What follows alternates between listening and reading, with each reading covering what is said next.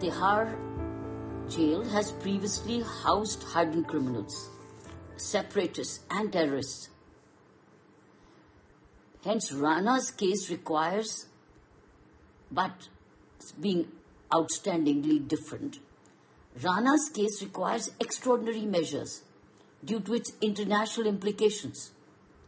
So I would suggest the following precautions, besides many others, be considered for his confinement.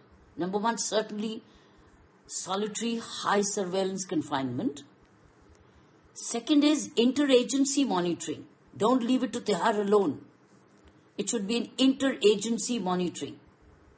And now let's use technology, assisted surveillance, artificial intelligence assisted surveillance. Let's use that. And then while transporting and prosecuting this high-profile terror suspect, the key measures should include, obviously, armored convoys with decoys, and also even virtual trials, say even staff background checks. Don't take anything for granted. And certainly goes without saying, the courtroom fortification. I would believe that it's time India's prison infrastructure, it's modernized to meet global standards. Our infrastructure is pretty outdated. It doesn't meet global standards.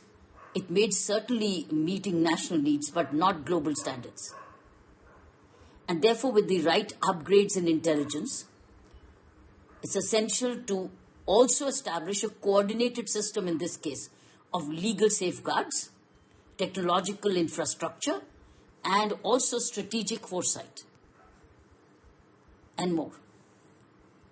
नहीं, देखिए इसमें कोई doubt नहीं है, without doubt कि extradition of Tahawwur Rana to India ये एक तरह का शायद अनफॉर्चुनेटली बट एक माइलस्टोन है हमारी फाइट अगेंस्ट टेरर में, ग्लोबल फाइट. सी टेरर की फाइट इंडिया हम फाइट कर रहे हैं with in the country and outside the country, जो भारत के अंदर आकर के बर्बादी करने की मंशा रखते हैं. तो ये एक बहुत बड़ा स्टेप है for India's fight against terror internationally. It is absolutely a win, yes, a result. Rather एक result है हमारी consistent diplomatic engagement, legal engagement, perseverance.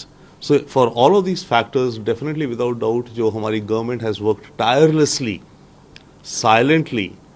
अभी तो हम ये रिजल्ट देख रहे हैं ना that he is been extradited, but इसके पीछे कितना काम, कितनी कागजी कार्रवाई, एविडेंस, ये वो सारे हुए हैं जिसके चलते आज ये दिन हमें ये देखने को मिल रहा है और अब अल्टीमेटली जस्टिस होगा.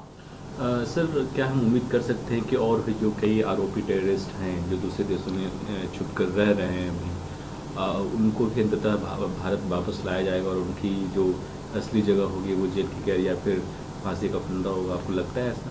देखिए, इंडिया डेफिनेटली ट्राई कर रहा है और करता रहेगा मजबूती से.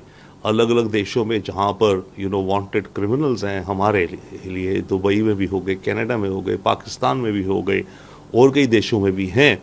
परंतु ये सब डिपेंड करता है अव्वल ऑल्सो मेजरली उस देश की सरकार पर और उस देश के लीगल सिस्टम पर. America's legal system, American government और उनके जो प्रोसेस हैं उनसे भारत को एक बहुत अच्छी कोऑपरेशन मिली है. कुछ डिलेज रही बट ओवरऑल देखा जाए it's been a very good cooperation between America, American intelligence and Indian authorities, जिसके चलते आउटकम आया. दूसरे देशों की सरकारों की मंशा शायद अभी इतनी नहीं है. वो किन्हीं ना किन्हीं प्रेशर्स के जरिए या उनके खुद के लॉज इतने पुराने हैं जो कि काफ़ी कुछ ज़्यादा डिलेज कर देते हैं. इंग्लैंड में अभी तक विजय माल्या, नीरव चौकसी का चल रहा है इंग्लैंड में, राइट. तो कई जगहों में कानून इतने पुराने आर्केक हैं, कई जगहों में उनकी सरकार की मंशा नहीं है, जैसे कनाडा में शायद हम कहें, और कई जगहों में शायद सबूत वगैरह की फिलहाल भी कमी है जो कि एक लीगल सिस्टम को चाहिए होती है.